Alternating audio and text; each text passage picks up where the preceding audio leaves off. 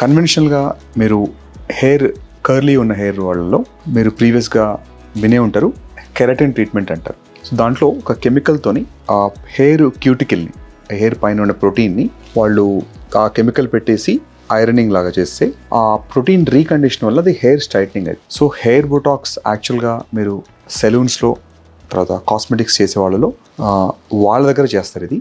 ఇది nothing but hair straightening keratin treatment. So hair straightening అవుతుంది దాంతో ముందు దాన్ని కెరటిన్ ట్రీట్మెంట్ అనేవాళ్ళు, ఇప్పుడు దాన్ని ట్రెండీగా హెయిర్ బొటాక్స్ అంటారు. యాక్చువల్గా ఈ హెయిర్ బొటాక్స్ అనే పేరు మాత్రమే, కానీ ఇందులో బొటాక్స్ అనేది ఎక్కడ వాడరు. ఇది ఓన్లీ ఒక నామిన్ అంటే నేమ్ వరకే అది. కానీ రీసెంట్గా హెయిర్ లాస్లో కూడా, స్పెషల్గా మేల్ ప్యాటర్న్ బేర్ లాస్లో అంటే స్పెషల్గా మెన్లో వచ్చే థిన్నింగ్లో ఈ బొటాక్స్ అనేది లాస్ట్ ఒక 2 to 3 years నుంచి వెస్ట్రన్ వరల్డ్లో వాడటం మొదలుపెట్టారు.